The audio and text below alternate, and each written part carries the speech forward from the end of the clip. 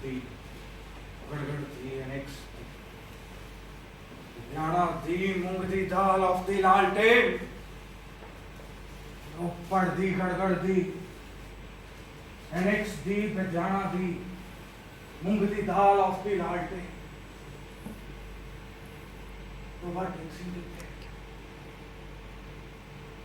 तो टैक्सी कितने है, तो टैक्सी कितने है।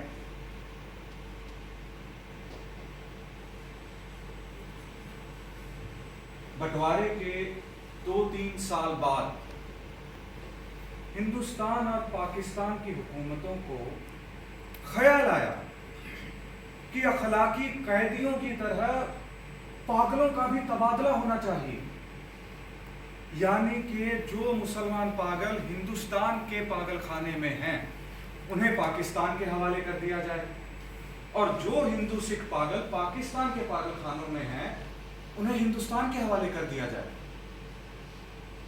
मालूम नहीं ये बात माकूल थी या गैर माकूल, बहरहाल दानिशमंदों के फैसले के मुताबिक इधर उधर ऊंची सतह की कॉन्फ्रेंसें हुई और बिल आखिर तबादले के लिए एक दिन मुकर्रर हो गया।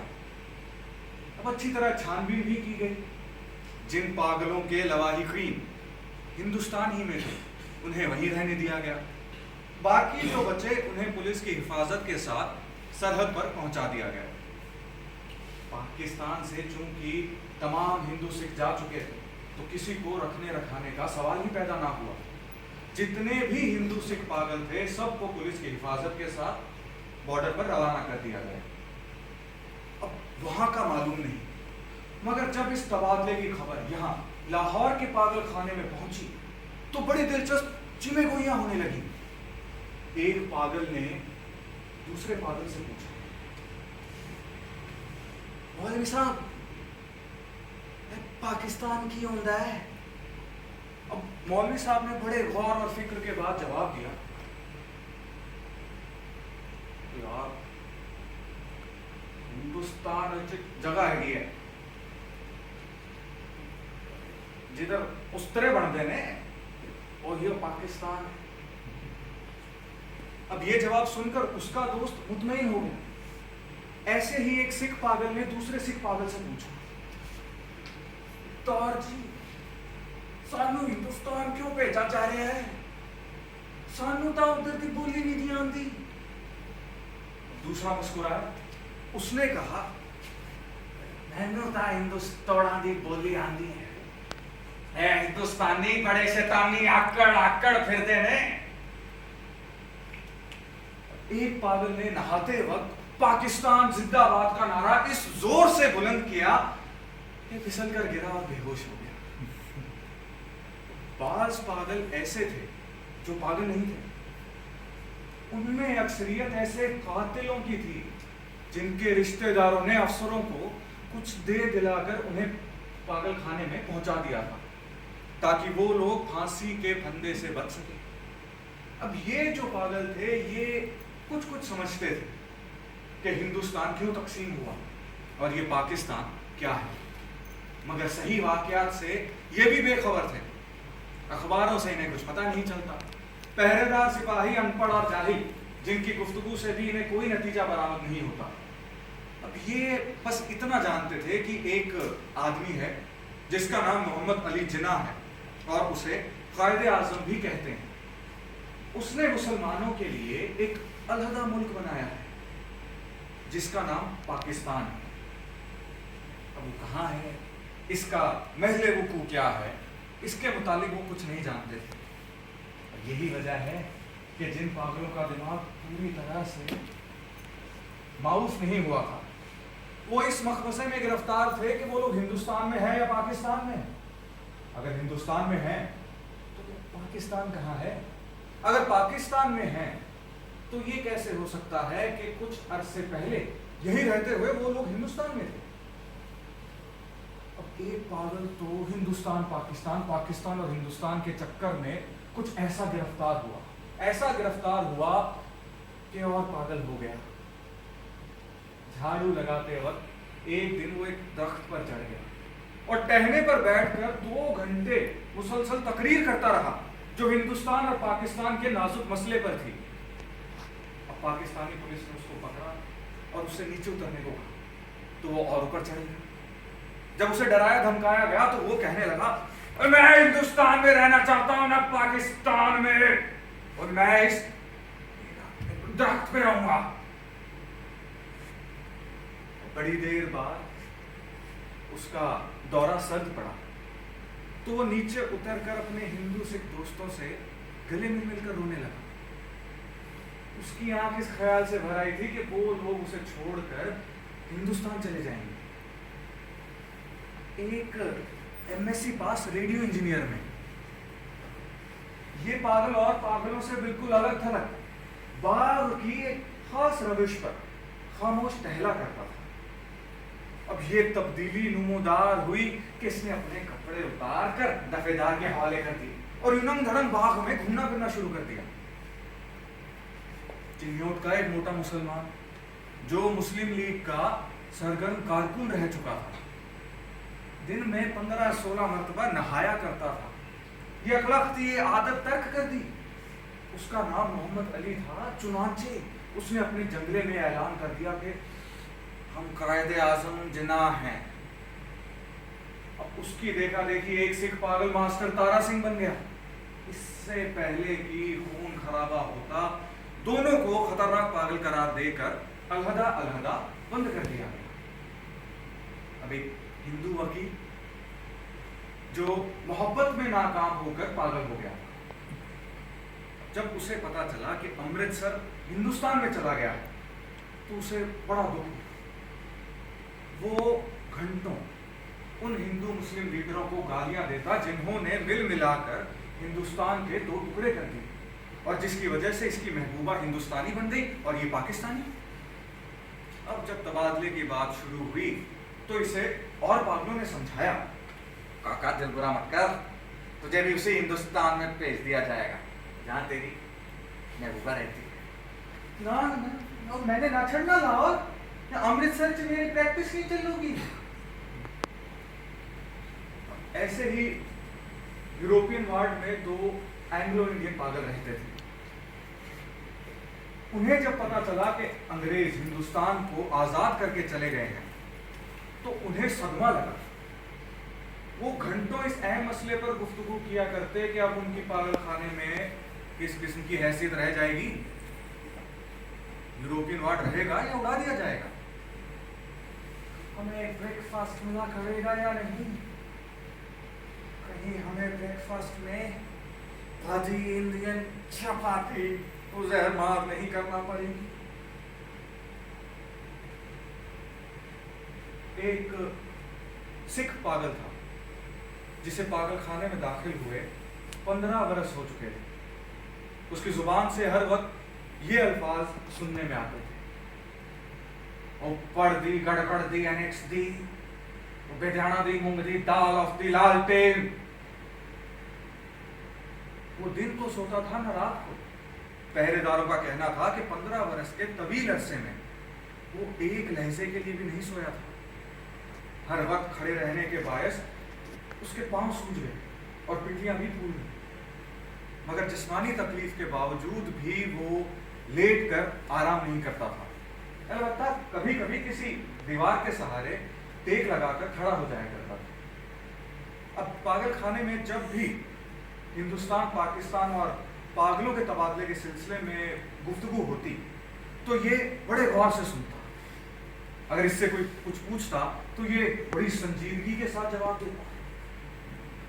पढ़ दी गड़गड़ दी एनेक्स दी बेदाना दी मूंग दी दाल ऑफ दी पाकिस्तान गवर्नमेंट। बाद में ऑफ पाकिस्तान गवर्नमेंट की जगह ऑफ दी टोबा टेक सिंह गवर्नमेंट ने ले ली और इसने और पागलों से पूछना शुरू किया कि टोबा टेक सिंह कहाँ है। किसी को भी मालूम नहीं था कि टोबा टेक सिंह हिंदुस्तान में है या पाकिस्तान में। जो कुछ पागल उसे समझाने की कोशिश करते वो खुद इस मकमसे में गिरफ्तार हो जाते कि सियालकोट पहले हिंदुस्तान में हुआ करता था, फिर पाकिस्तान में, क्या मालूम लाहौर आज पाकिस्तान में है कल हिंदुस्तान में हो। या पूरा हिंदुस्तान ही पाकिस्तान हो जाए? या ये भी कौन कह सकता है कि एक दिन हिंदुस्तान पाकिस्तान दोनों सिरे से गायब हो जाए? इस सिख पागल के केश छितरे होकर बहुत मुख्तसर रह गए थे। अब चूंकि नहाता कम था तो सिर के और दाढ़ी के बाल आपस में जम गए थे, जिसके बायस इसकी शक्ल बड़ी भयानक लगती थी। मगर आदमी बेजरर था। पहरेदारों का कहना था कि 15 बरस में इसने कभी किसी से कोई झगड़ा फसाद नहीं किया था। जो पागल खाने के पुराने मुलाजिम थे वो इसके मुताबिक बस इतना जानते थे कि ये टोबा टेक सिंह का रहने वाला था। अच्छा खाता पीता जमींदार था कि एक दिन दिमाग उलट गया। इसके रिश्तेदार इसे मोटी मोटी जंजीरों में बांध कर लाए और पागल खाने में दाखिल करा गए। हर महीने वो इससे मिलने के लिए आते और इसकी खैर खैरियत दरियाफ्त करके चले जाते। एक मुद्दत तक ये सिलसिला चला, मगर हिंदुस्तान पाकिस्तान की ये गड़बड़ शुरू हुई तो उनका आना भी बंद हो। इस सिख पागल का नाम बिशन सिंह था, मगर सब उसे टोबा टेक सिंह ही बुलाते थे। उसे ये कतन मालूम नहीं था कि दिन कौन सा है, महीना कौन सा है या कितने साल गुजर चुके हैं। मगर जब भी उसके अजीज व अकारिब आने को होते उसे अपने आप पता चल जाता कि उससे मिलने वाले आ रहे हैं। चुनांचे वो दफेदार से कहता कि उसकी मुलाकात आ रही है। उस दिन वो अच्छे से नहाता, बदन पर खूब साबुन घिसता, बालों में तेल लगाता, कंघा करता और वो कपड़े जो वो कभी इस्तेमाल नहीं करता था वो निकलवा कर पहनता और यूं सच बनकर अपने मिलने वालों से मिलता। वो लोग उससे कुछ पूछते तो वो खामोश रहता या कभी कभी पढ़ती गड़गड़ती एनएक्सटी बेदानती मूंगली दाल आफ्ती टोबा टेक सिंह कह दे। उसकी एक बेटी थी जो 15 बरस में एक एक उंगली बढ़ते बढ़ते जवान हो गई थी। बिशन सिंह उसे पहचानता तक नहीं था। वो बच्ची थी तब भी अपने बाप को देखकर रोती थी और अब जब बड़ी हुई तो भी उसकी आंखों में आंसू थे। हिंदुस्तान पाकिस्तान का ये किस्सा शुरू हुआ तो इसने और पागलों से पूछना शुरू किया, टोबा टेक सिंह किथे है? टोबा टेक सिंह किथे है? अब इत्मीनान बख्श जवाब ना मिलने पर इसकी कुरेद दिन पर दिन बढ़ती गई। अब मुलाकात भी नहीं आती थी। पहले तो इसे अपने आप पता चल जाता था कि इससे मिलने वाले आ रहे हैं। अब इसके दिल की आवाज भी बंद हो गई थी जो उसे उनकी आमद की खबर दे दिया करती थी।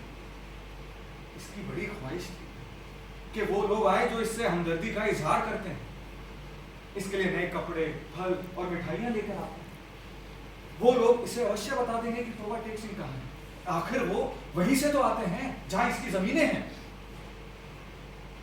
अब पागल खाने में एक पागल ऐसा भी था जो खुद को खुदा कहता था।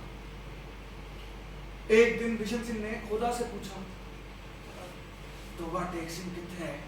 हिंदुस्तान विच, पाकिस्तान विच? अब खुदा ने हस्बे आदत का कहा लगाया और बिशन सिंह से कहा, वो ना हिंदुस्तान में है ना पाकिस्तान में,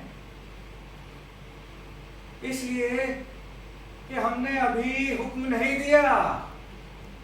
अब बिशन सिंह ने खुदा से बड़ी मिन्नत समाजत की कि वो हुक्म दे दे, मगर खुदा मसरूफ था इसलिए कि उसे और बेशुमार हुक्म देने थे। अब एक दिन बिशन सिंह तंग आकर खुदा पर बरस पड़ा। पढ़दी कड़कड़दी एनएक्सडी पे जाना दी मूंग दी दाल आफ्ती वाहिगुरू जी दा खालसा वाहिगुरू जी दी फतेह। इसका शायद मतलब ये था, तुम मुसलमानों के खुदा, अगर सिखों के खुदा होते तो जरूर मेरी बात सुनते। अब तबादले से कुछ रोज पहले टोबा टेक सिंह का एक रहने वाला जो मुसलमान था और बिशन सिंह का दोस्त था, बिशन सिंह से मिलने आया। और बिशन सिंह ने उसको एक नजर देखा और वापस जाने लगा, इसलिए कि वो दोस्त पहले कभी नहीं आया था। पहरेदारों ने बिशन सिंह को रोका और उससे कहा कि तुम्हारा दोस्त है, मिलके जाओ, फजलदीन। बिशन सिंह खामोश खड़ा रहा। फजलदीन आया और बिशन सिंह के कंधे पर हाथ रखकर उससे कहा कि भाई मैं बड़े दिनों से सोच रहा था तुझसे मिलने आऊं। मगर फुर्सत नहीं मिली। तेरे सब आदमी खैरियत से हिंदुस्तान चले गए हैं। मुझसे जितनी मदद हो सकी मैंने की, पर वो तेरी बेटी रूपकौर।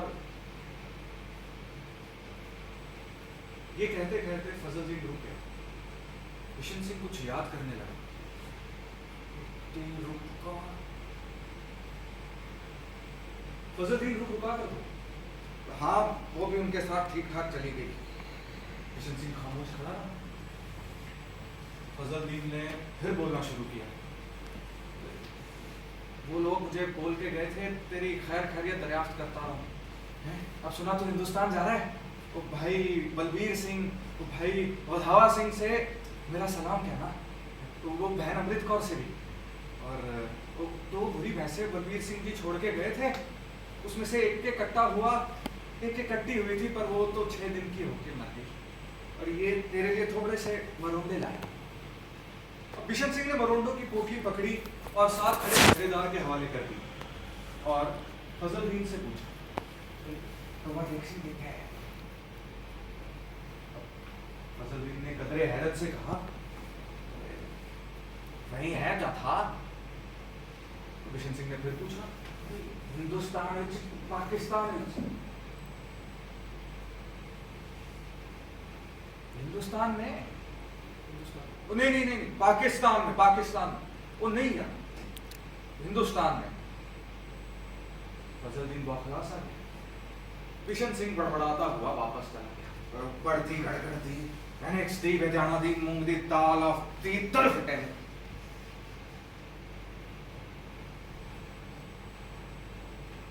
तबादले की तैयारियां मुकम्मल हो चुकी थी। इधर से उधर और उधर से इधर आने वाले पागलों की फहरिस्तें भी आ चुकी थी।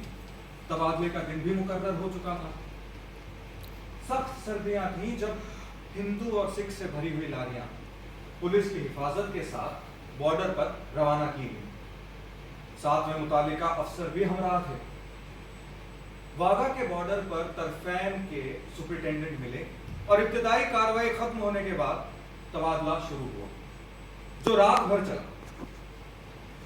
पागलों को लारियों से निकालकर हिंदुस्तानी पुलिस के हवाले करना बड़ा ही कठिन काम था। बाहर निकलने को रजामंद नहीं होते थे। अब जो कोई रजामंद होते वो इधर उधर भाग उठते।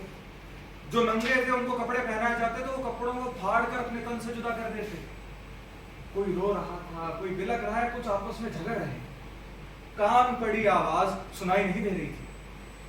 ऊपर से पागल औरतों का शोर होगा अलग था और सर्दी इतनी कड़ाके की कि दांत से दांत बच गए। पागलों की अक्सरियत इस तबादले के हक में नहीं थी,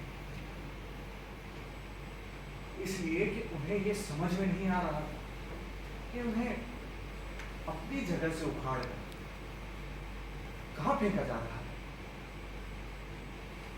जो कोई कुछ समझते थे उन्होंने हिंदुस्तान जिंदाबाद, कुछ ने हिंदुस्तान मुर्दाबाद के नारे लगाने शुरू कर दिए।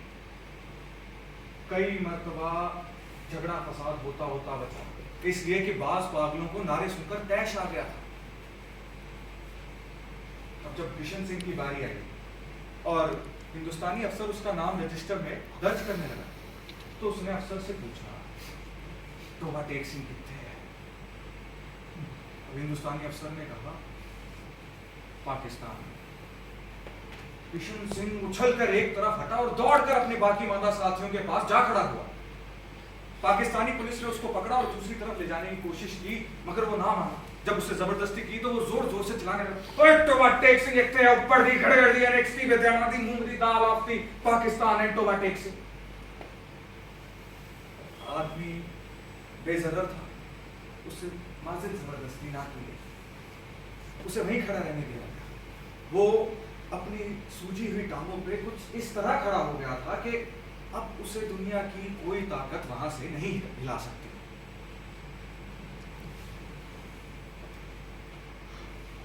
सूरज निकलने से पहले साकित और सामित किशन सिंह के हलक से एक फलक शिगार चीख निकली। इधर उधर से सभी अफसर दौड़े आए। उन्होंने देखा कि जो आदमी 15 साल से दिन रात अपने पैरों पर खड़ा था, आज औंधे मुंह जमीन पर पड़ा है। उधर खारदार तारों के पीछे हिंदुस्तान, इधर वैसे ही खारदार तारों के पीछे पाकिस्तान। दरमियान में जमीन के उस टुकड़े पर जिसका कोई नाम ना था, तोबा टेक सी